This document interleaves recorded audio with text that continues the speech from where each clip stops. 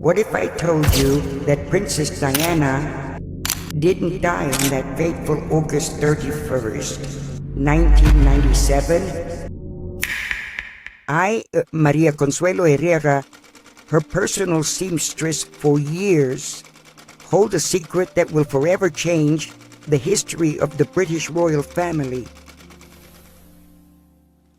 My name might not be familiar to you. For decades, I have remained in the shadows, like many of those who serve royalty.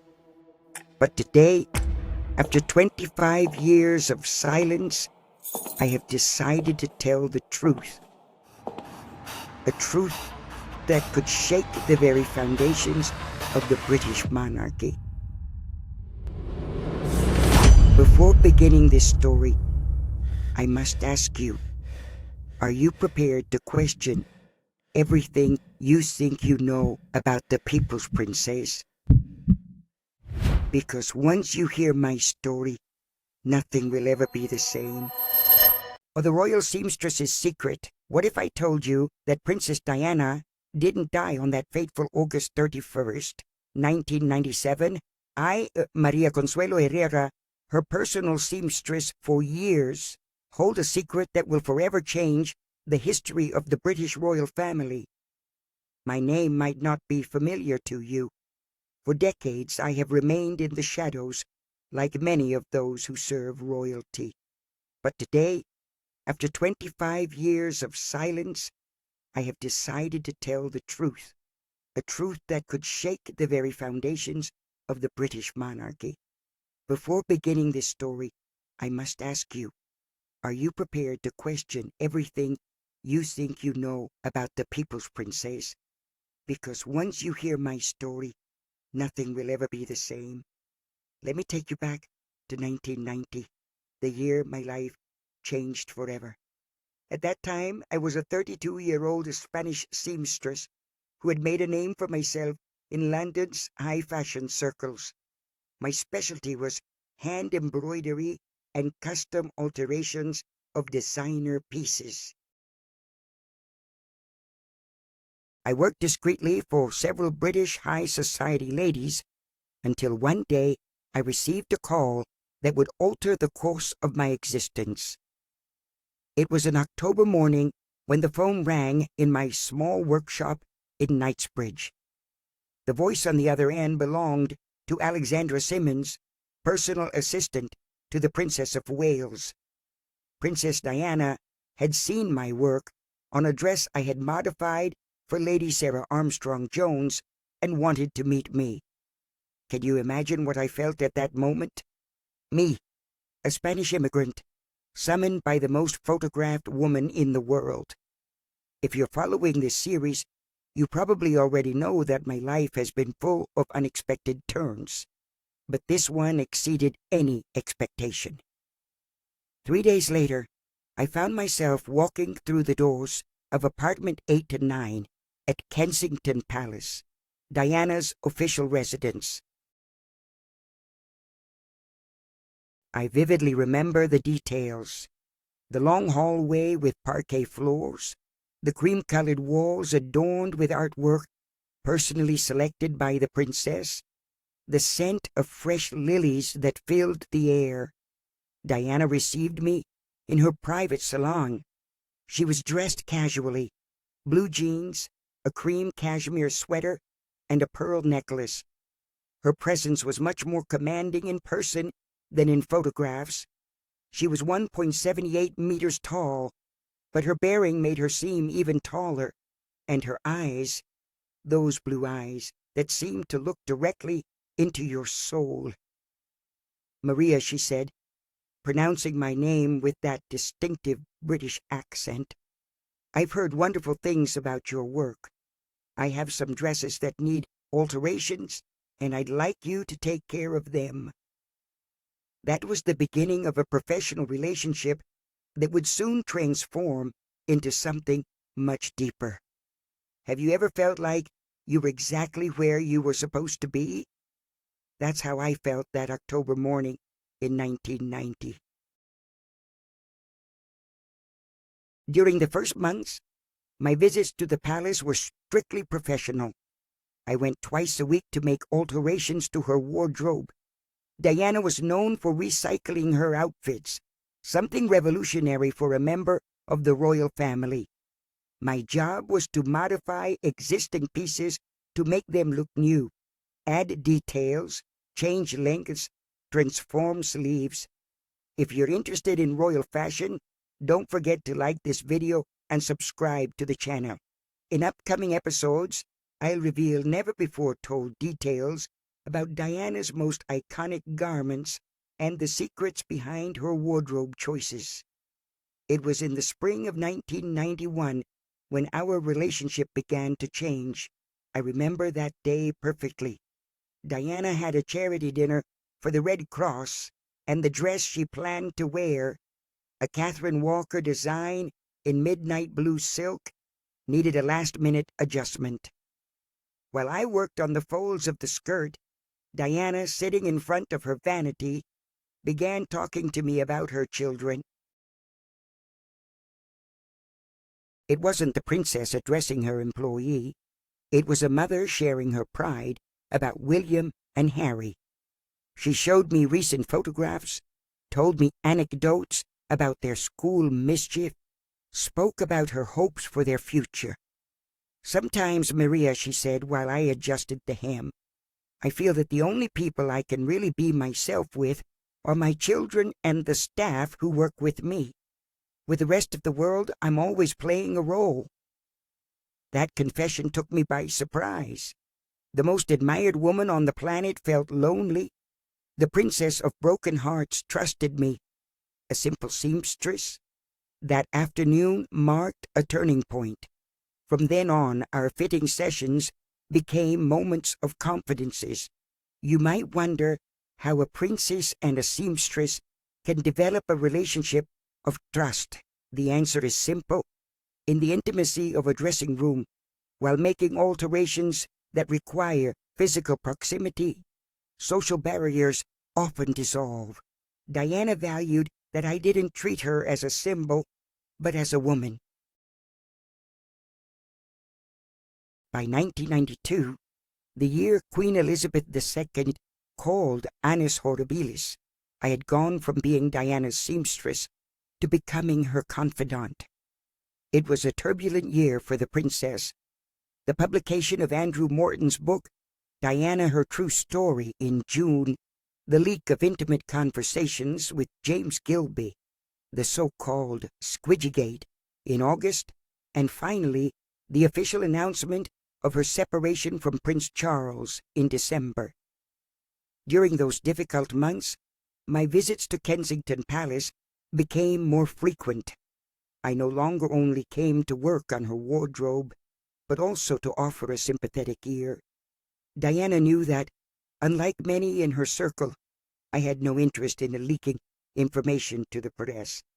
My loyalty was exclusively with her. Have you ever experienced someone trusting you simply because they know you can keep a secret? That was my relationship with Diana. In a world where every word of hers could become a headline, I represented a sanctuary of discretion.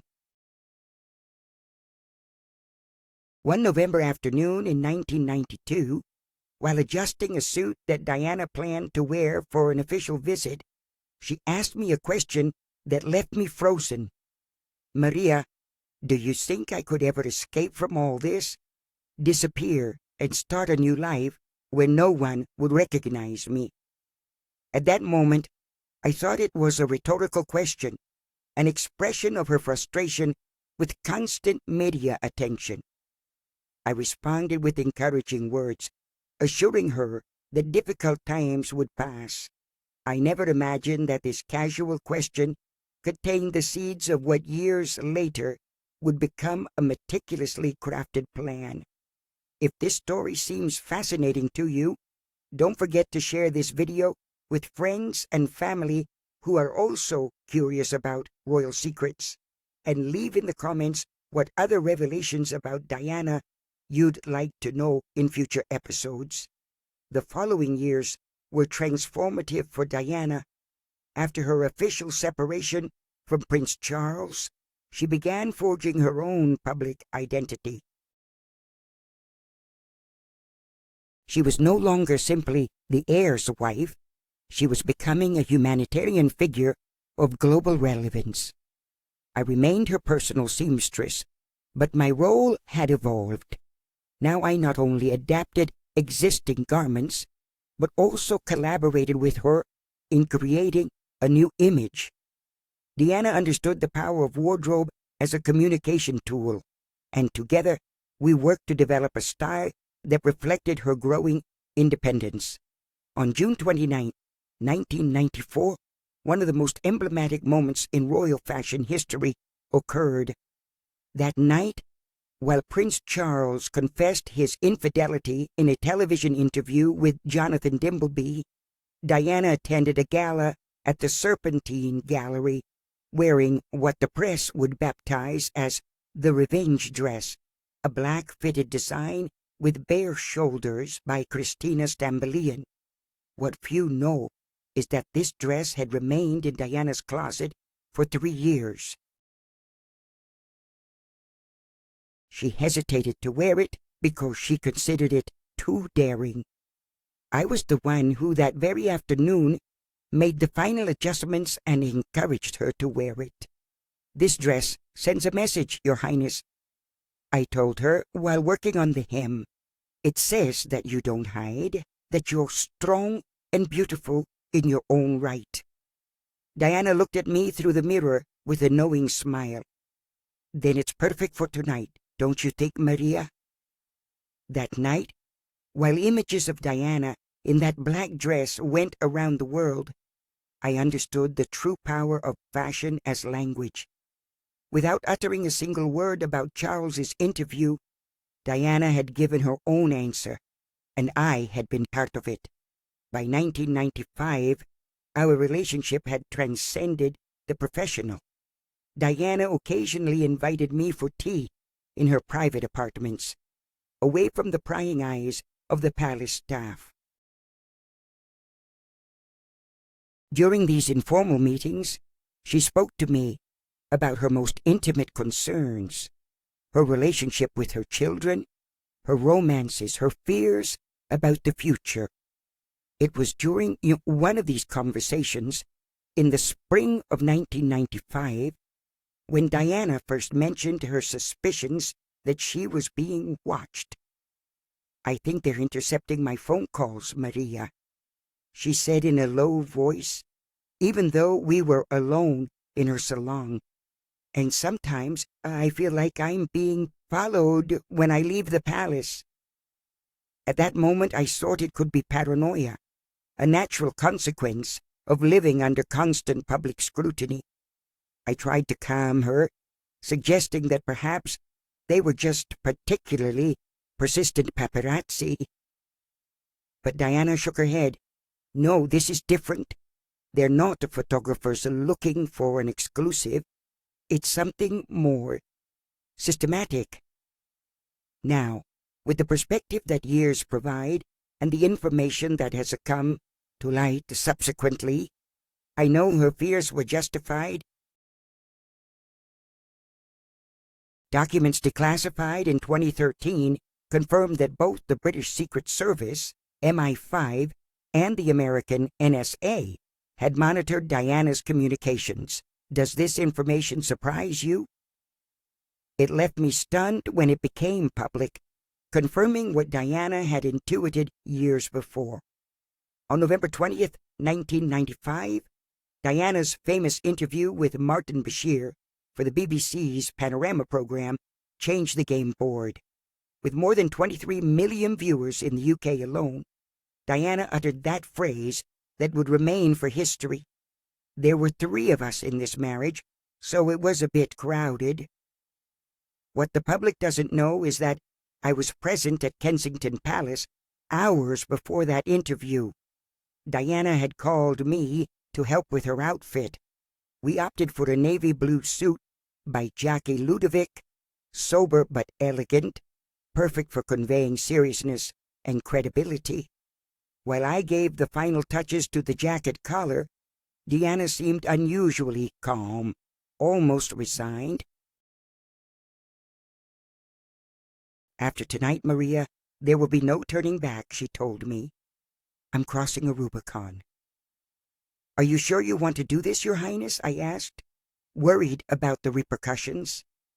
Diana looked at me steadily before responding.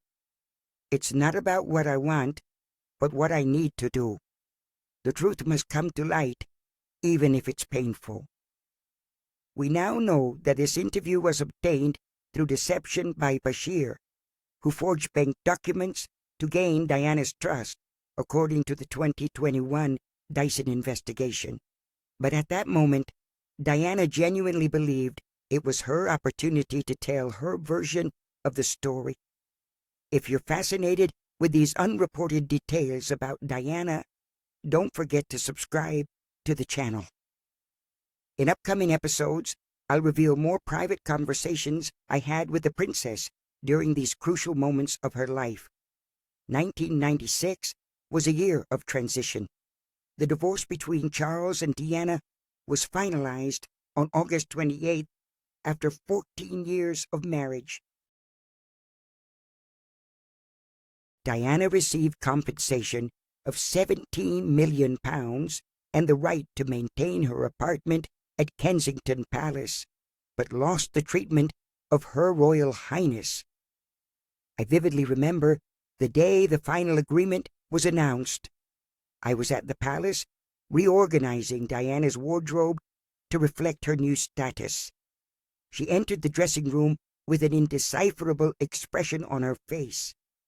"How do you feel, madam?" I asked, uncertain how to address her now. "Free, Maria," she responded with a smile that didn't reach her eyes, but also scared. "For 15 years, I've been defined by my relationship with the royal family. Now I have to discover who I really am." During the following months, we worked together on creating a new image for post-divorce Diana. Her style evolved towards something more contemporary and daring. Shorter dresses, more defined silhouettes, more vibrant colors. She no longer had to adhere to royal protocol, and that freedom was reflected in her wardrobe. It was also during this period that Diana intensified her humanitarian work.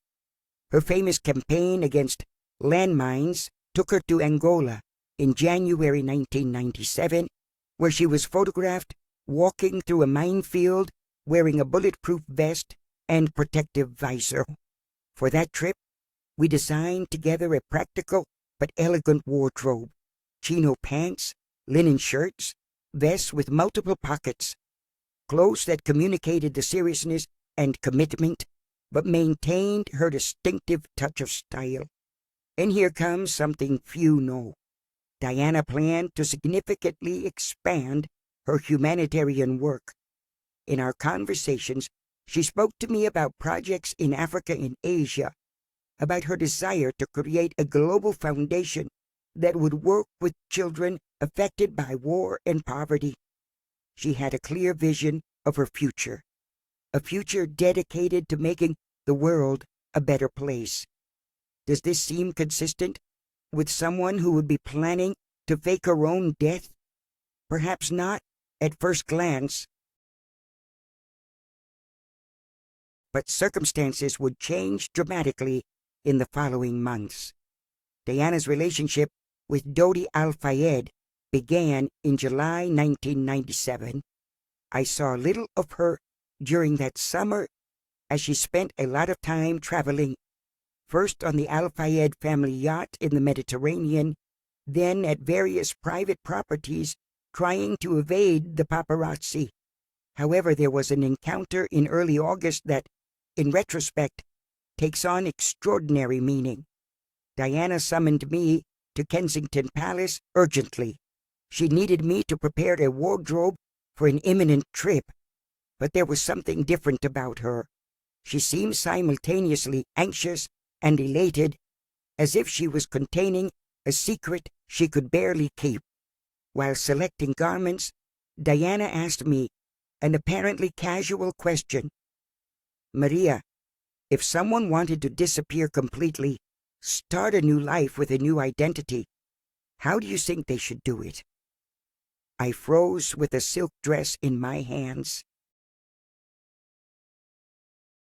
Why are you asking me that, madam? Diana shrugged, trying to downplay the matter. Simple curiosity. Sometimes I think about what it would be like to live a normal life, anonymous, far from flashes and headlines. I didn't insist on the topic, but that conversation would remain engraved in my memory. Was it just an escapist fantasy, or something more? At that moment, I didn't give it much importance. Now, however, what do you think? Could one of the most recognizable women on the planet be seriously considering disappearing? Leave me your theories in the comments. The last time I saw Diana live was on August 27th, 1997, just 4 days before her supposed fatal accident in Paris. She called me to Kensington Palace for a very specific, and I must say, unusual commission. When I arrived, Diana received me in her private study, not in her dressing room, as was usual. On the table were spread several documents that she quickly put away in a folder when she saw me enter. They looked like plans or maps, but I couldn't distinguish them clearly. Maria, I need you to make something special for me, she said without preambles. Not a dress or an alteration, but something completely different. She proceeded to show me a sketch she had drawn herself, a kind of inner vest with multiple hidden pockets, designed to be worn under clothing without being noticed. She wanted it to be made of lightweight but resistant material, with compartments of different sizes, all accessible but invisible to a casual observer. What do you need something like this for, madam? I asked, intrigued by such a strange request. Diana looked at me steadily before responding. To keep important things I don't want to entrust to anyone else, not even my personal security. While taking her measurements for this unusual project, Diana seemed distracted, as if her mind were elsewhere. At one point, she approached the window and looked towards the palace gardens with a melancholic expression. You know, Maria, sometimes I think I'll never be truly free while living under this name, with this face that everyone recognizes. I tried to cheer her up, suggesting that with time, media interest would diminish. But she shook her head. You don't understand. It's not just the press. There are people, institutions, that will never allow me to live in peace, not while I know what I know. She didn't elaborate further on what she meant by that cryptic statement, and I didn't dare to ask. I had learned to respect the boundaries of our peculiar relationship. Before I left, Diana handed me a sealed envelope. Keep this, she said. If something happens to me, open it. You'll know what to do with its contents. I took the envelope with the trembling hands. Don't speak like that, madam. Nothing is going to happen to you. Diana smiled, but it was a sad smile, charged with knowledge I didn't share. I hope so, Maria, but it's always better to be prepared. That was our farewell. 4 days later, on August 31st, 1997, the world woke up to news of the accident in the Alma Tunnel in Paris. Diana, Princess of Wales, had died at 36 years old. Or at least that's what we all believed. The day Diana's death was announced, I was in my apartment in London, paralyzed in front of the television, like millions of people around the world. The images of the destroyed Mercedes, the confused reports about what had happened, the official confirmation from Buckingham Palace. Everything seemed like a surreal nightmare. My first impulse was to look for the envelope Diana had given me days before. I had kept it in a safe in my workshop, without opening it, respecting her request. With trembling hands, I broke the seal. Inside there was a brief handwritten note and a key. The note, written in Diana's unmistakable handwriting, contained only an address in Madrid and a date, September 15th, 1997, 2 weeks after her supposed accident. I was stunned. What did this mean? Was it possible that Diana had foreseen her own death? Or perhaps... No. The idea that was beginning to form in my mind was too far-fetched, too much like a conspiracy theory. And yet, I remembered our last conversation, her questions about disappearing, her comment about institutions that would never let her live in peace. During the following days, like the rest of the world, I followed the news about the accident in shock. Theories began to proliferate almost immediately, that it hadn't been an accident, but murder, that driver Henry Paul was drunk, that the paparazzi were responsible, that it had been an MI6 plot, that the royal family was involved. In the midst of that media whirlwind, I kept a secret that I didn't dare share with anyone. A secret that could change the narrative completely. On September 6, 1997, while millions of people wept during Diana's funeral at Westminster Abbey, I was preparing for a trip to Madrid. I didn't know what I would find there, but Diana's note was clear. I should be at that address on September 15th. If you want to discover what I found in Madrid and what secret message Diana entrusted to me days before her supposed accident, don't miss the next episode. Subscribe and activate notifications to be the first to know the truth I've kept for 25 years.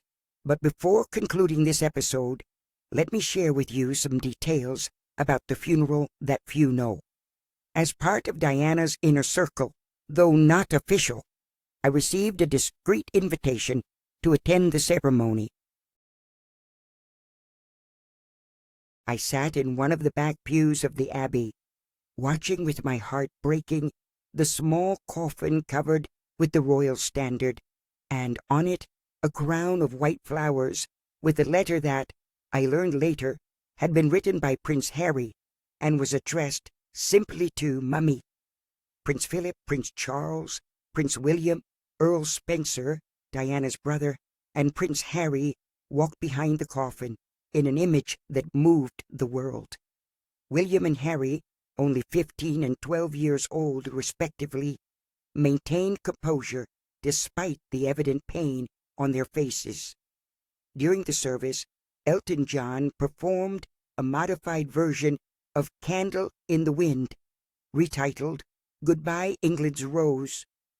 There wasn't a dry eye in the Abbey. Earl Spencer gave an emotional and controversial speech, making veiled reference to tensions between Diana and the royal family, and promising that the Spencer lineage would protect William and Harry from the pressures of being royal so they could sing openly as Diana planned. What no one knew while we watched that coffin was that I had reasons to doubt about who or what was really inside. The key Diana had given me, the address in Madrid, our last conversation. Everything pointed to a possibility so extraordinary that I barely dared consider it. And yet, while leaving Westminster Abbey that day, among the crowd of mourners, a certainty began to form within me. I had to go to Madrid. I had to discover what Diana's note meant. I owed it to her, and perhaps also to the world. On September 14, 1997, I took a British Airways flight from Heathrow to Barajas.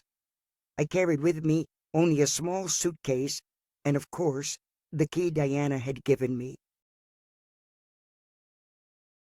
I hadn't told anyone about my trip, not even my family. Discretion had always been my rule, working for Diana, and now, more than ever, I felt the need to maintain the secret. The address on the note corresponded to an old but elegant building in the Salamanca district, one of Madrid's most exclusive areas. It was an apartment building from the early 20th century, with a stately facade and a uniformed doorman at the entrance. When I arrived there on the morning of September 15th, exactly as the note indicated, my heart was beating so hard I feared it could be heard throughout the street. What would I find? Why had Diana given me this address and this key? The doorman politely asked whom I was visiting. I hesitated a moment before responding that I had an appointment in apartment 5B.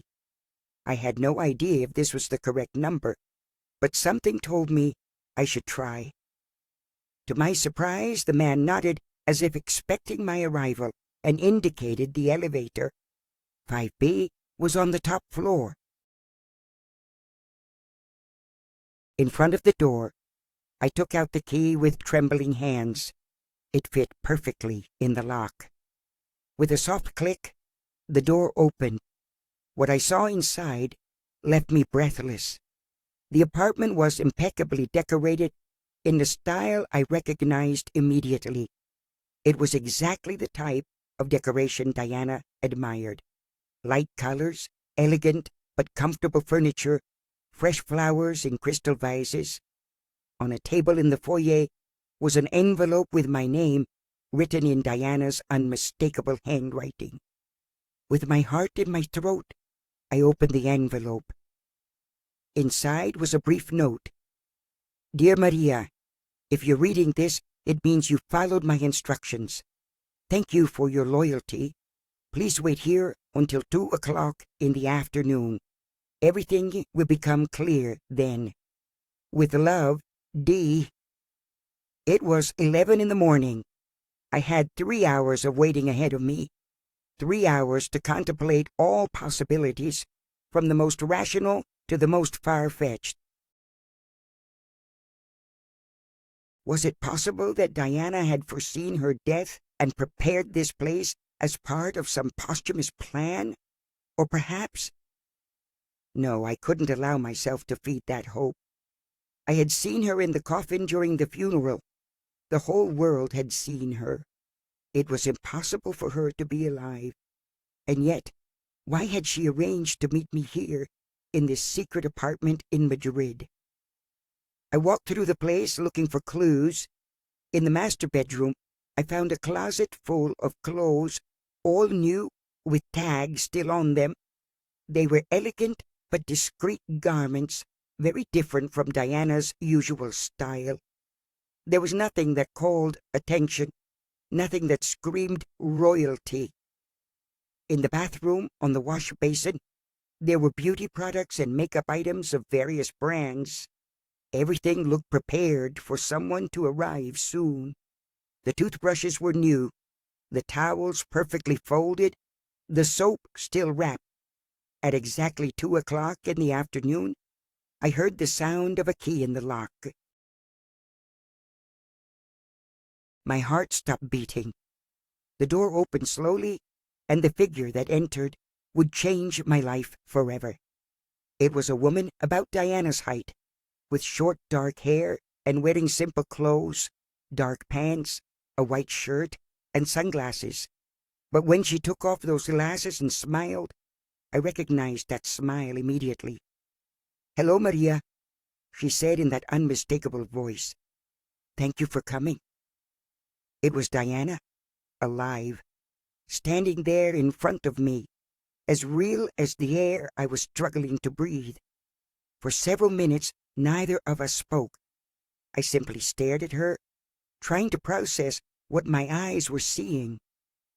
Finally, Diana approached and took my hands in hers. "I know this is shocking," she said gently, "but I need you to listen to everything I'm going to tell you, and then you'll understand why I had to do this." Over the next 3 hours, Diana told me the most extraordinary story I had ever heard. A story of surveillance, threats, and a meticulously planned escape from a life that had become a prison. She explained how, months before her supposed death, she had discovered that her activities were being monitored not only by the press, but by government agencies worried about her humanitarian work, her campaigns against the landmines, and her criticism of certain government policies had made her a target. "They wanted to silence me, Maria," she said, her voice filled with sadness and determination. "But I couldn't abandon my mission, so I chose to disappear from the world stage to continue my work from the shadows." The accident in the Alma tunnel had been carefully orchestrated. With the help of a small group of trusted allies, including some members of intelligence services who disagreed with the surveillance, Diana had staged her own death. "The body in the car wasn't mine," she explained. "It was a woman who had died of natural causes and bore a physical resemblance to me." The confusion after the accident, the speed with which the body was embalmed, and the closed coffin funeral completed the illusion.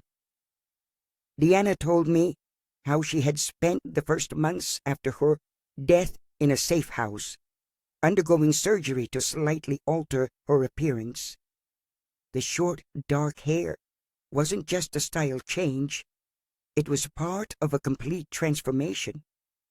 "I've been living under a new identity," she continued, "sometimes in Spain, sometimes in South America, always moving, always careful, but always continuing my humanitarian work, just more quietly." When I asked her about William and Harry, Diana's eyes filled with tears. "That's the hardest part," she admitted, "watching my children mourn for me, knowing I can never reveal the truth to them, but it's the only way to protect them from the forces that wanted to destroy me." Before I left Madrid that day, Diana made me promise to keep her secret. "Someday, when the world is different, when my children are older and stronger, perhaps the truth can come out, but not yet." I returned to London carrying the heaviest secret of my life. For 25 years, I have watched the world remember Diana, mourn her, celebrate her legacy, knowing all along that she was still alive, still fighting for the causes she believed in, but from the shadows.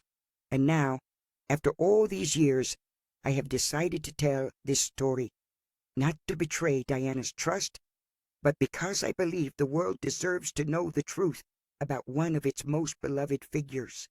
Diana isn't dead. She's been living in hiding, continuing her humanitarian work away from the spotlight that once defined her life. And perhaps someday soon, she'll be ready to step back into the light. Until then, I'll continue to guard her secrets, just as I have for the past 25 years. But now, at least, part of the truth is finally known. In the next episode, I reveal more about Diana's hidden life and the incredible work she's been doing from the shadows. I'll also share the messages she sent me over the years and why she finally decided it was time to begin telling her story. Don't forget to subscribe and leave your comments. This is just the beginning of a revelation that will change everything you thought you knew about the most famous princess in the world. Thank you for listening, and remember, sometimes the most incredible stories are the ones that happen when no one is watching. Chapter 2: Life at Kensington Palace, the Hidden Reality.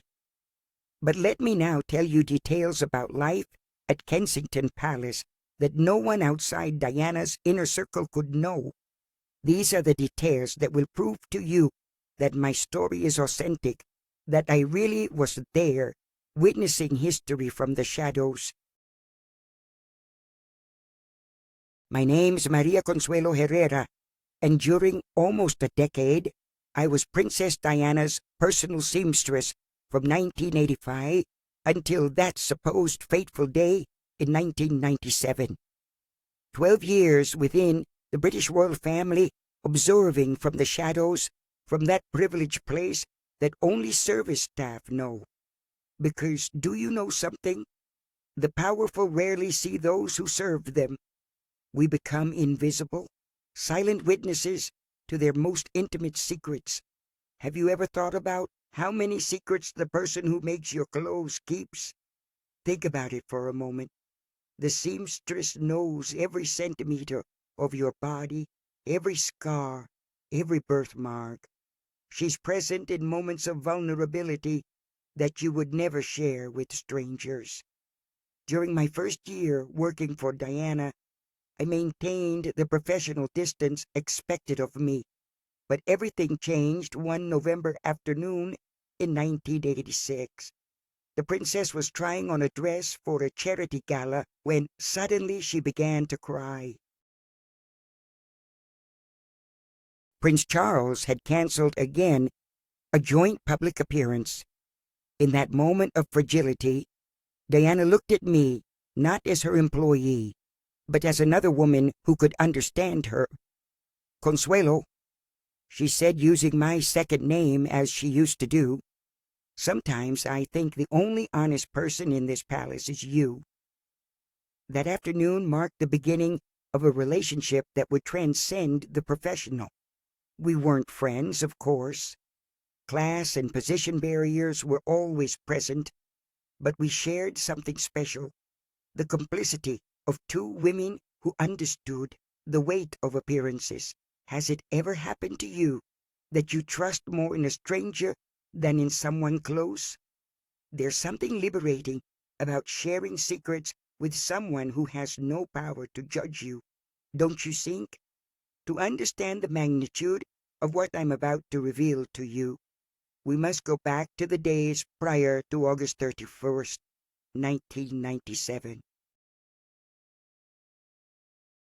If you're followers of my channel, you'll remember that in the previous episode, I told you about the secret codes Diana used in her clothing to send messages. Today, we'll delve into something much more transcendental. On August 20th, 1997, I received an unusual call. Diana contacted me from Paris requesting my urgent presence. "I need you to bring your complete sewing kit, Consuelo, and don't tell anyone where you're going," she indicated with a voice I had never heard from her, a voice tinged with fear. I stayed at a small hotel near the Ritz where she was staying with Dodi Al-Fayed. On the morning of August 21st, I was led by a security guard to her suite. Diana dismissed everyone present, including her personal bodyguard. Only she and I remained. "Consuelo," she said while carefully closing the curtains, "I need a special dress, one that no one else can know exists." The request disconcerted me. For years I had made hundreds of garments for her, from majestic gala dresses to the most intimate garments. But something in her tone alerted me that this request was different. "It's a dress to disappear," she added enigmatically. If you're intrigued by this revelation, don't forget to subscribe to the channel so you won't miss any detail of this story I've kept for 25 years. Your comments help me know which aspects interest you most to delve deeper into them in the next episodes. Diana proceeded to show me sketches she had drawn herself. A simple, discreet dress, nothing like the garments she used to wear. A dress designed to go unnoticed. Next to the sketches was a folder with documents. Documents that would change my understanding of everything that was about to happen. "There are people who want to silence me," she confessed while showing me private security reports. "I've discovered things that could destroy the monarchy, Consuelo.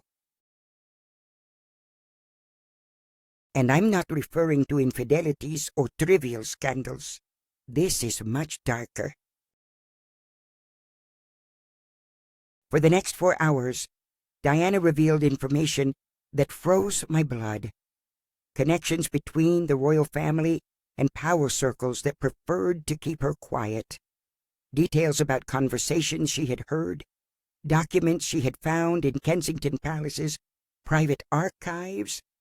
Royal historian Andrew Morton, who published the authorized biography Diana Her True Story in 1992, mentioned years later that Diana always feared for her safety.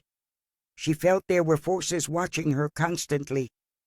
What Morton didn't know is that those fears had concrete foundations. The dress she asked me to make had very specific characteristics.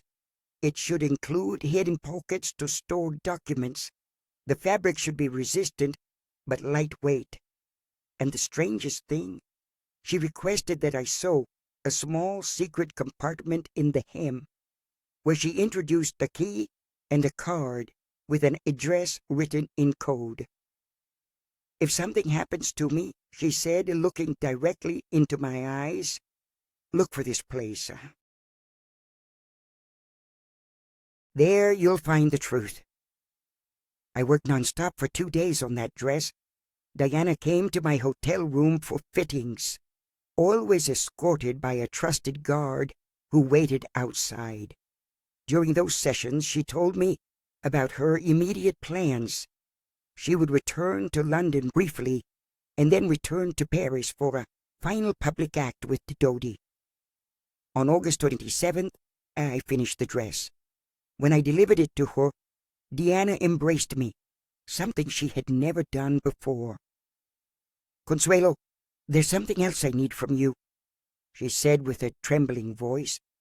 "I need you to keep this." She handed me a sealed envelope. "Open it only if you hear I've had an accident."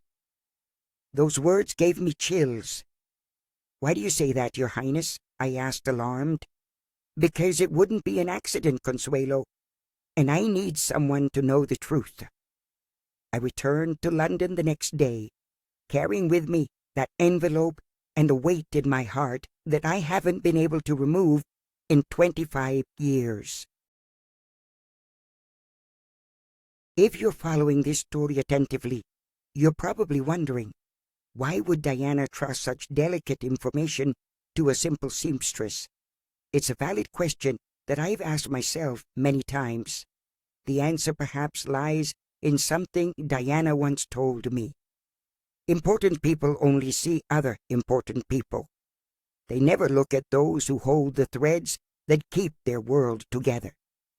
On August 31st, 1997, I was in my small apartment in Notting Hill when the news exploded in all the media. Diana had suffered an accident in Paris. The following hours were a nightmare of contradictory information until finally her death was announced. I remember falling to my knees in front of the television. Diana's words resonated in my head. "If you hear I've had an accident." With trembling hands, I opened the envelope she had entrusted to me. What I found inside would forever change my perception of reality. There were photographs, classified documents, and a handwritten letter that began with a phrase I'll never forget. If you're reading this, then the plan has begun. Does what I'm telling you seem incredible?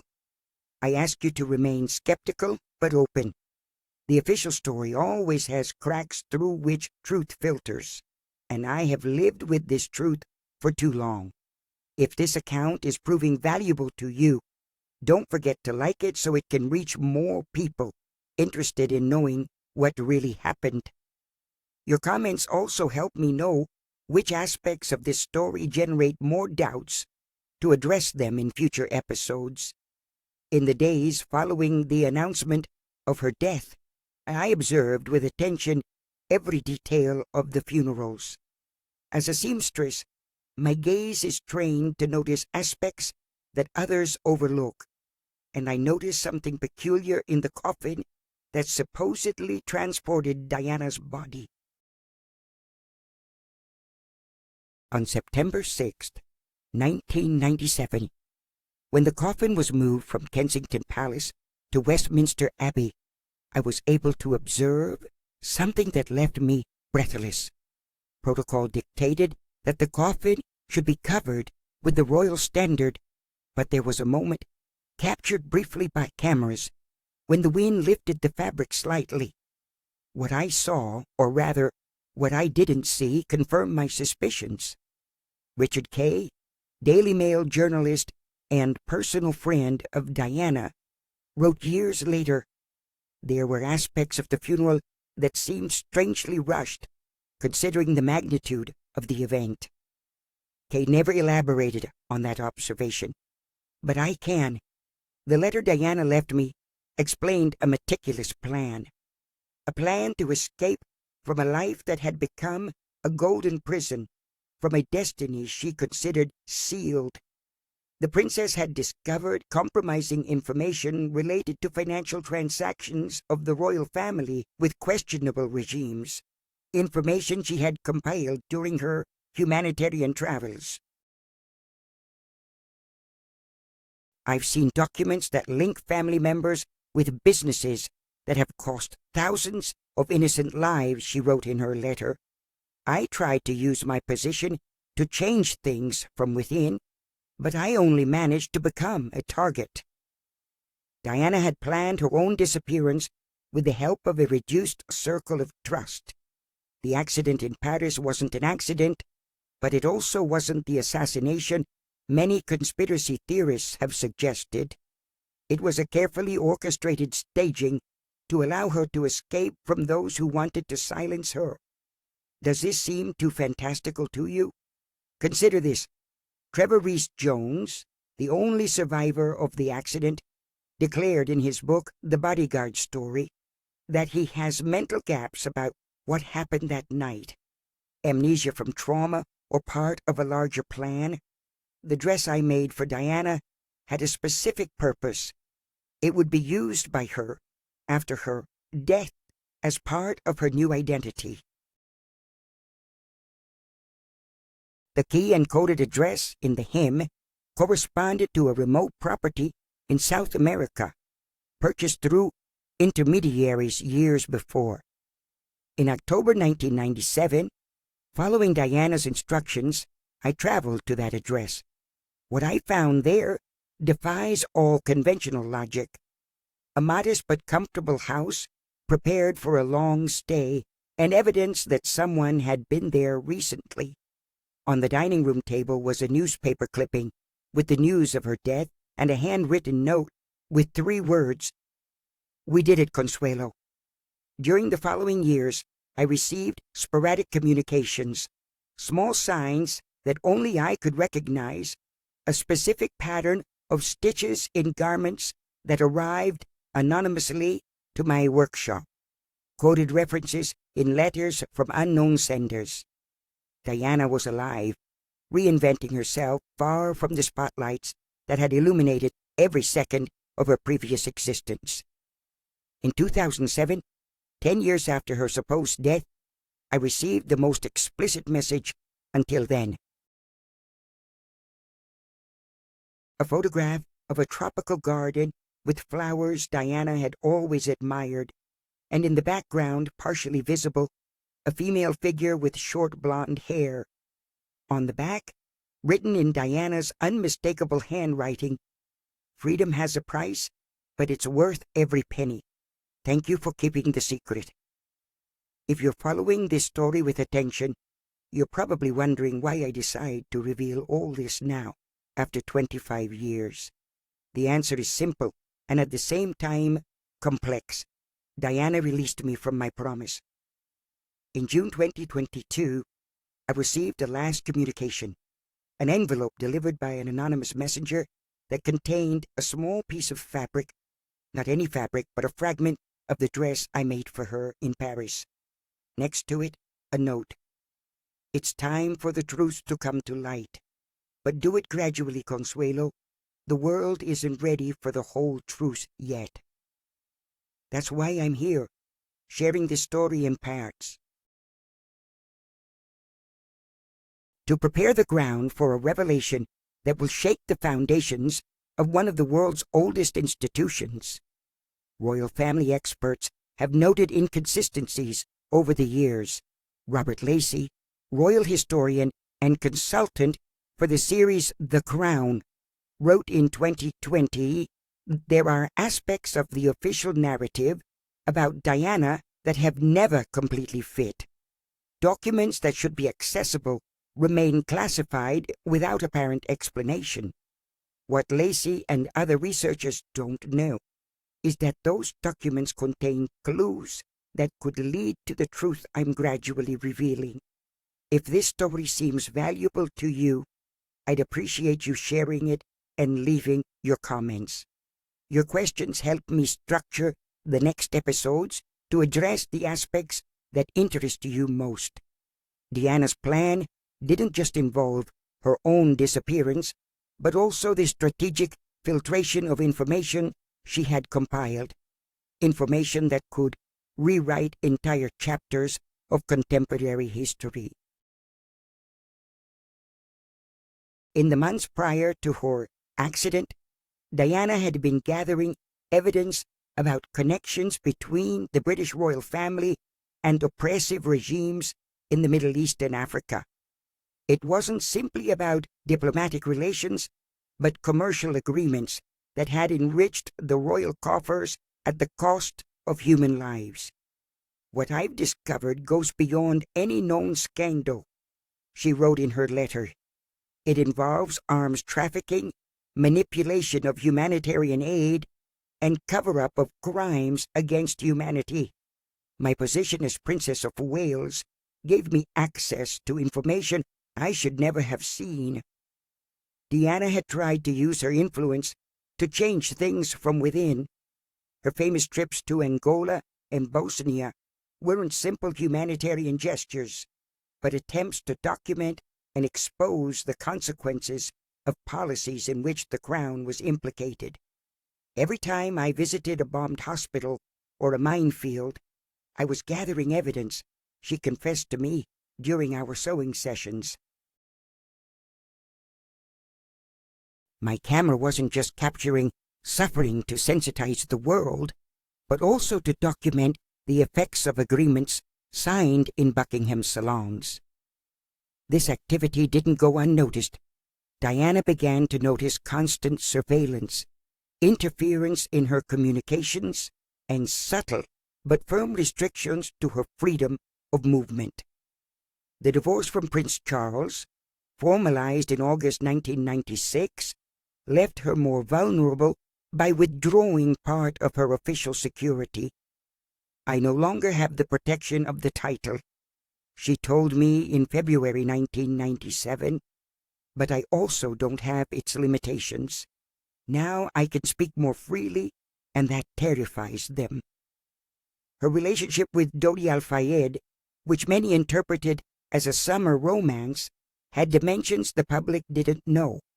Dodi, with his connections in the film world and his financial resources, was helping Diana prepare a documentary based on the evidence she had compiled.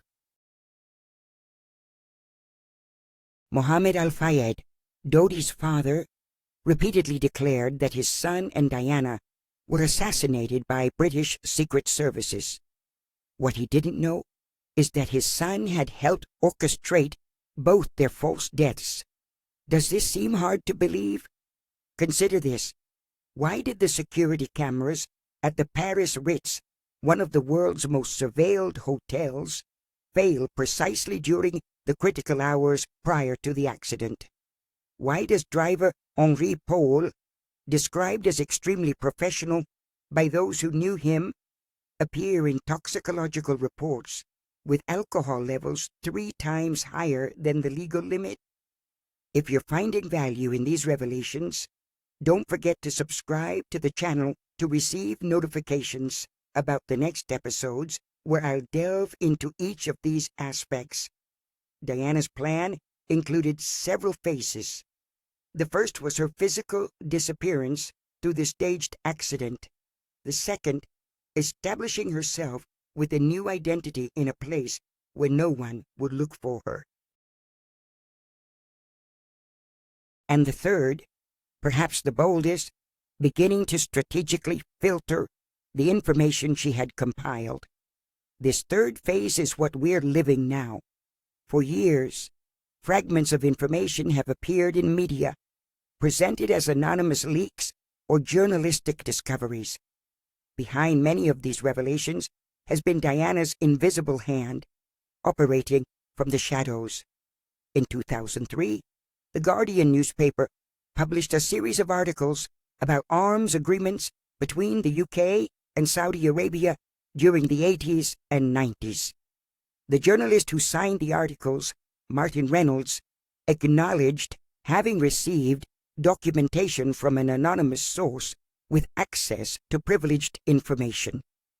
What Reynolds never knew is that those documents came from Diana's secret archive. In 2008, WikiLeaks published diplomatic cables that revealed the concern of American officials about the unusual influence of the British royal family in commercial negotiations with Gulf Persian countries.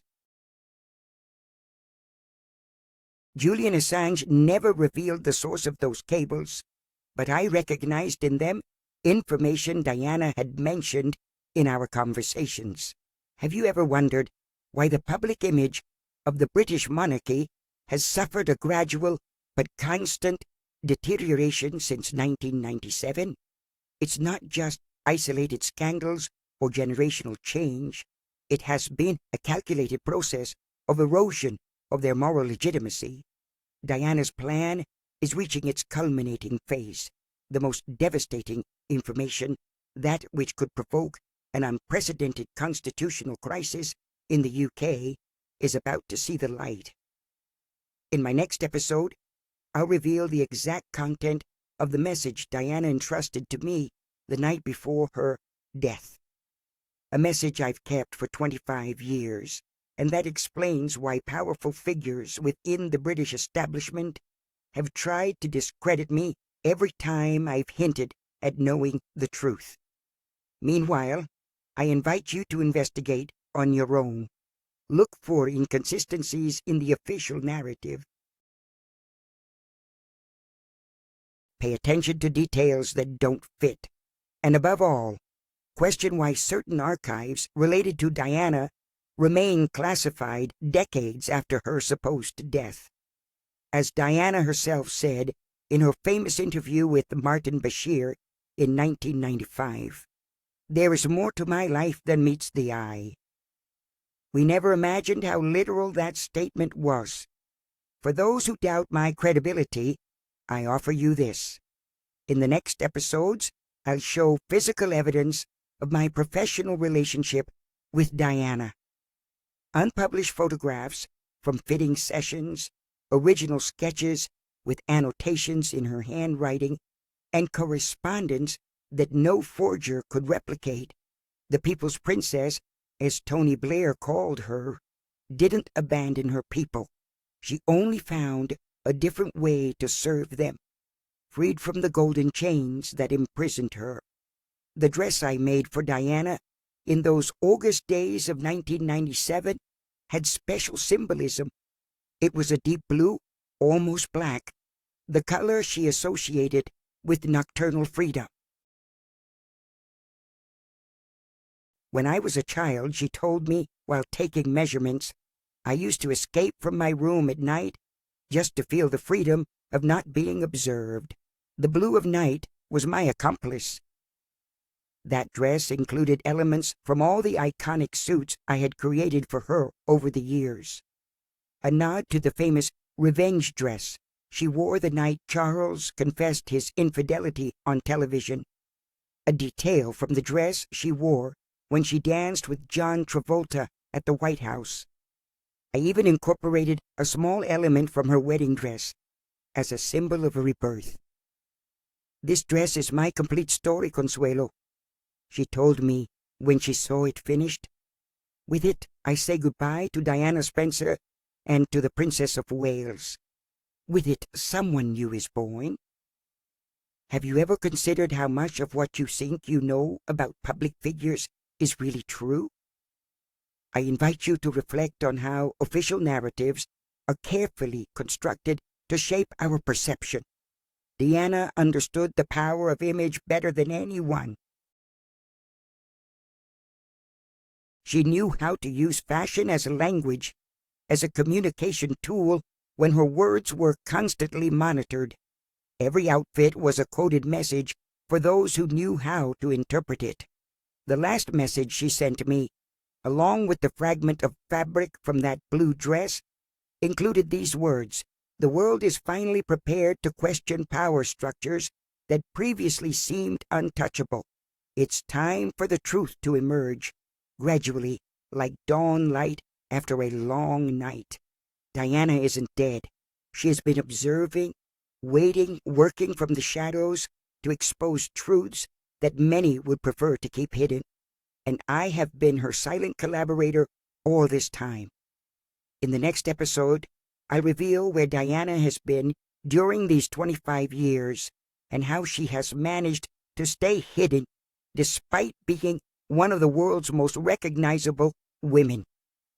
I'll show evidence of her communications and explain why she decided that now is the right time to begin revealing her existence.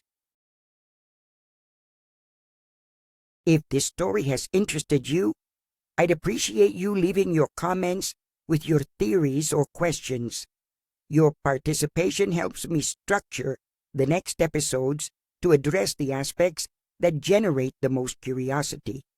Before concluding this first episode, I want to share with you a detail that few people know about Diana. Every time I created a dress for an important public appearance, the princess insisted that I sew a small personal object into the lining, a good luck charm, a photo of her children, or a note with an inspiring thought. These objects gave her strength when she felt vulnerable under public scrutiny. The blue dress I made in Paris also carried an object sewn inside, but this time it wasn't a charm or a photograph.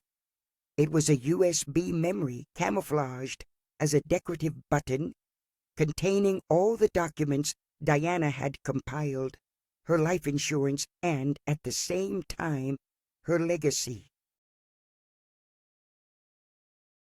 If something goes wrong, she told me, make sure this reaches the right people. Fortunately, the plan worked, and Diana was able to take that information with her to her new life. While the world mourned a dead princess, I kept the secret of her rebirth, a secret that has weighed on my shoulders for 25 years, and that now, finally, I can begin to share. In the days following the announcement of her death, I observed with attention every detail of the funerals, looking for the signs Diana had told me would be there. Small indications that everything was going according to plan. And I found them. Subtle details in the arrangement of the flowers, in the selected music, in certain protocols altered without apparent explanation. The world saw a funeral. I saw a masterpiece of illusionism on a global scale. Diana's story didn't end in a Paris tunnel. It was barely beginning a new chapter, away from the spotlights, but not from her mission. And now, 25 years later, we're about to witness the final act of her plan. I thank you for having accompanied me in this first episode of Revelations. In the next one, titled The Secret Message Diana entrusted to me the night before her death, I'll show you the exact content of that envelope she gave me, and that forever changed my understanding of reality. Until then, I invite you to look beyond appearances, to question established truths, and to remember that, as Diana said, truth is like a lion. You don't need to defend it. Set it free, and it will defend itself. Don't forget to subscribe and activate notifications to be the first to know the next revelations of this story that has remained in the shadows for too long. As Diana herself said, it takes time to get used to the truth when you've lived so long with lies.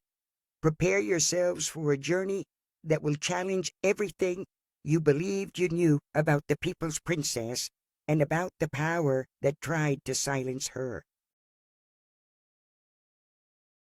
Thank you for listening. See you in the next episode, where the revelations will be even more shocking.